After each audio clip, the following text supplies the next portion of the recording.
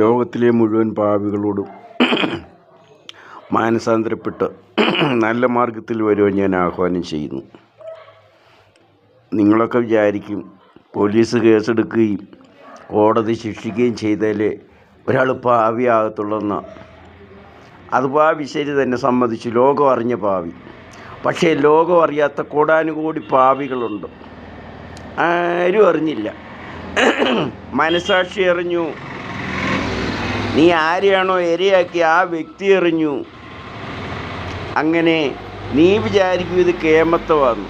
ഭൂമിയിൽ ആരും അറിയാതെ പാപം ചെയ്ത ഒരു പാപികൾ, അവരാ ഏറ്റവും വലിയ പാപികൾ. അവർക്ക് ആ ദൈവശിക്ഷ കൂടുതൽ. ദൈവം തമ്പുരാൻ എന്നോട് പറഞ്ഞു ഈ പാപികളെയെല്ലാം ഒന്ന് വിളിക്കാൻ, ലോകത്തിലെ മുഴുവൻ പാപികളെയും വിളിക്കാൻ പറഞ്ഞു. അതിനാൽ ഞാൻ വിളിക്കുക. ലോകത്തിലെ മുഴുവൻ പാപികളുമേ, നിങ്ങൾ നിങ്ങളുടെ പാപങ്ങൾ വിട്ടൊഴിഞ്ഞ് നിങ്ങൾ ചെയ്ത പാപം ഏറ്റുപറഞ്ഞ് നിങ്ങൾ ആ പാപം ഇനി ചെയ്യരുത്. പണ്ട് ഒരു സ്ത്രീയെ കല്ലെറിയാൻ വന്നപ്പോൾ അവൾ തമ്പുരാൻ്റെ മുമ്പിൽ ചെന്ന് പറഞ്ഞു, തമ്പുരാനെ രക്ഷിക്കണമേ എന്ന് പറഞ്ഞു. തമ്പുരാൻ പറഞ്ഞു, നിങ്ങളിൽ പാപമില്ലാത്തവർ കല്ലെറിയട്ടെ. ആരും എറിഞ്ഞില്ല, എല്ലാവരുടെയും കല്ല് താഴെ വീണു. അന്ന് വ്യഭിചാരം കൊടി കുത്തി വാഴുന്ന കാലമാ. അതിൻ്റെയൊക്കെ പിന്മുറക്കാർ കേരളത്തിലും ഇഷ്ടം പോലുണ്ട്.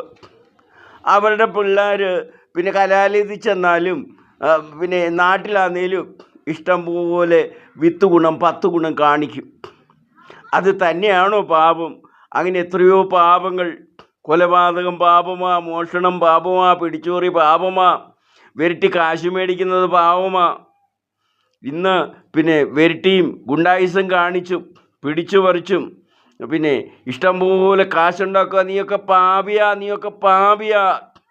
നീ ആ പാപം നീ മൂർഖം വിളിച്ചു പറയേണ്ട. നിൻ്റെ മനസാക്ഷിയോട് നിനക്ക് പറയാമോ, ദൈവമേ അപ്പാ, ഞാൻ നിന്നോടും സ്വർഗത്തോടും പാപം ചെയ്തിരിക്കുന്നു. ഇനി നിൻ്റെ മകനെന്ന പേര് വിളിപ്പാൻ ഞാൻ യോഗ്യനല്ല. അങ്ങനെ നീ ഏറ്റു പറയണം. നിൻ്റെ മനസ്സിൽ പറഞ്ഞാൽ മതി, ആരും കേൾക്കണ്ട. കാരണം ആരും അറിയാതാണല്ലോ നീ ചെയ്ത പാപമെല്ലാം. അതുകൊണ്ട് ആരും കേൾക്കാതെ വാതിലടച്ച് തൊഴുതു പിടിച്ചുകൊണ്ട് നിൻ്റെ മനസാക്ഷിയോട് പറ, ദൈവമേ, ഞാൻ അറിഞ്ഞും അറിയാതെയും കോടാനുകോടി പാപം ചെയ്തു, എന്നോട് ക്ഷമിക്കണമേ. ഞാനിനി പാപങ്ങൾ ചെയ്യത്തില്ല, ഞാൻ നല്ല രീതിയിൽ ജീവിച്ചോളാം എന്ന് നിനക്ക് ഏറ്റു പറയാൻ സമ്മതമാണോ? ആണെങ്കിൽ നിന്നേക്കാൾ കൊടിയ പാപികളുടെ പാപം ക്ഷമിച്ച വലിയൊരു തമ്പുരാൻ ഈ ഭൂമിക്ക് മുകളിലുണ്ട്. അദ്ദേഹമാ ദൈവം. നിൻ്റെ പാപങ്ങൾ ക്ഷമിക്കും.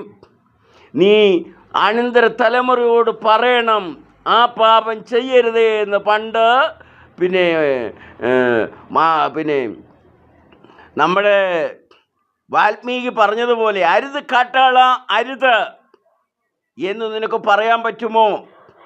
നീ കാട്ടാളനായിരുന്നപ്പോൾ, നിനക്ക് അറിവില്ലാതിരുന്നപ്പോൾ, നിനക്ക് അഹങ്കാരം മൂർച്ഛിച്ചപ്പോൾ നീ കോടാനുകോടി പാപം ചെയ്തു. ആ പാപമെല്ലാം നീ ചെയ്യരുത് ഇനിയും. എന്നിട്ട് ആ പാപം ചെയ്യുന്ന വ്യക്തികളോട് പറയണം, അരുത് കാട്ടാള അരുത്. പറയാൻ തൻ്റെ ഇടമുണ്ടോ? അനന്തര തലമുറയെങ്കിലും നന്നാകട്ടെ. അതുകൊണ്ട് ഞാനിതൊക്കെ പറയുന്നത് പിന്നെ അനന്തര തലമുറ മനസ്സിലാക്കാനാണ്, ശ്രദ്ധിക്കാനാണ്. പിന്നെ അവരെങ്കിലും പാപമില്ലാത്തവരായിട്ട് ജനിക്കട്ടെ. നീ എത്ര കൊടിയ പാപിയാണെങ്കിലും നീ നോയമ്പെടുത്ത് അനുഭവിച്ച് പ്രാർത്ഥിച്ച് ഒരു 6 മാസം നോയമ്പെടുത്ത് വിശുദ്ധ ജീവിതം നയിച്ചതിന് ശേഷം നീ ഒരു സൃഷ്ടികർമ്മം നടത്ത്. ആ പാപങ്ങളെല്ലാം പിന്നെ ഗോപ്യാവസ്ഥയിലായി പോവും, പ്രകടാവസ്ഥയിൽ വരുത്തില്ല. നിനക്ക് നല്ല കുട്ടികൾ ജനിക്കും, ശ്രേഷ്ഠമായ കുട്ടികൾ ജനിക്കും. നല്ല അനന്തര തലമുറയാണ് ഭൂമിക്ക് ആവശ്യം. ജനിത തകരാറുള്ള ജനനം അങ്ങോട്ട് കൂടിക്കൂടി കുഞ്ചതമ്പ്യാർ പറഞ്ഞായിരുന്നല്ലോ, ലക്ഷം ലക്ഷം മനുഷ്യരുള്ളത് ലക്ഷണമൊത്തവർ 1 2. ലക്ഷം എന്ന് പറഞ്ഞാൽ 10 കോടിയാ. 10 കോടി കുട്ടി ജനിക്കുമ്പോൾ 2 എണ്ണമേ ഉള്ളൂ നല്ലത്, ബാക്കിയെല്ലാം മോശമാണ്. അവർ വളർന്നു വന്നാൽ അവർ മോശമായ പ്രവൃത്തി ചെയ്യും, അവർ തെണ്ടിത്തരം ചെയ്യും. അതുകൊണ്ട് നീ ഒരു കാര്യം ചെയ്യ്, നീ ശ്രേഷ്ഠ ജന്മം കൊടുക്കും. കുന്തിദേവി പറഞ്ഞു, അയ്യോ ഞാൻ ഒത്തിരി ജന്മം കൊടുത്തതാ, ശ്രേഷ്ഠന്മാരുടെ കുട്ടികൾക്ക് ആ ജന്മം കൊടുത്തത്.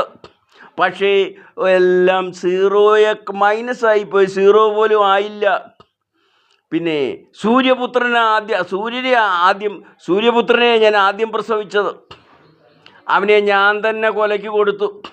അവൻ്റെ കവചവും കുണ്ടലവും ഞാൻ തന്നെ അവനോട് ചോദിച്ചു മേടിച്ച് അവനെ ഞാൻ കൊലയ്ക്ക് കൊടുത്തു.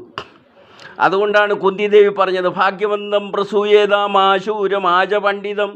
നീ ശൂരനെയോ പണ്ഡിതനെയോ അല്ല പ്രസവിക്കേണ്ടത്, ഭാഗ്യവാനെ പ്രസവിക്കൂ. എനിക്ക് ലോകത്തോട് പറയാനുള്ളത് അത് തന്നെയാണ്, ഭാഗ്യവാനെ പ്രസവിക്കൂ. അതിന് നോയമ്പെടുക്കണം, ദുർജീവിതമെല്ലാം നിർത്തിവെക്കണം, സൽജീവിതം നയിക്കണം. നല്ല മാസവും നല്ല ദിവസവും നല്ല സമയമൊക്കെ തിരഞ്ഞെടുത്ത് വേണം ഒരു കുട്ടിക്ക് ജന്മം കൊടുക്കാൻ. ഇത് കൂടുതൽ പറയാനുണ്ട് ഇതിനെപ്പറ്റി. പക്ഷേ ഇന്നിവിടെ പാപികളെയാണ് വിളിച്ചേക്കുന്നത്. ലോകത്തിലുള്ള സകല പാപികളുമേ, നിങ്ങൾ നിങ്ങളുടെ പാപങ്ങൾ നിർത്തി, നിങ്ങളുടെ പാപങ്ങൾ നിങ്ങളുടെ മനസ്സാക്ഷിയോട് ഏറ്റുപറഞ്ഞ് ഇനിമേലിൽ ഞാൻ പാപം ചെയ്യത്തില്ല എന്ന് പറയാമെങ്കിൽ നിങ്ങളുടെ ജന്മം പുണ്യമായി. നിങ്ങൾ ചെയ്ത പാപങ്ങളെല്ലാം ദൈവം അങ്ങ് ക്ഷമിച്ചു. പക്ഷേ പിന്നത് ചെയ്യരുത്. പണ്ടാ സ്ത്രീയോട് യേശു തമ്പുരാൻ പറഞ്ഞ പോലെ, പോകൂ, ഇനി നീ പാപം ചെയ്യരുത്. അവൾ അതിൽ പിന്നെ പാപം ചെയ്തിട്ടില്ല. അവൾ തമ്പുരാൻ്റെ ഉത്തമ ശിഷ്യയായി. അതുപോലെ ഞാൻ നിങ്ങളോട് പറയുവാണ്, നിങ്ങളിനി പാപം ചെയ്യരുത്. പാപികളെ നിർത്ത്. നിങ്ങൾ ഇത്രയും നാൾ പാപത്തിൻ്റെ വഴി നടന്നിട്ട് നിങ്ങൾ എന്ത് നേടി? എന്തെങ്കിലും നേടിയോ? മറ്റുള്ളവരുടെ പ്രാക്കും ശാപവും നിങ്ങൾക്ക് മനപ്രയാസവും ദുഃഖവും ദുരിതവും അല്ലാതെ നിങ്ങൾ മനഃശാന്തി കണ്ടിട്ടുണ്ടോ?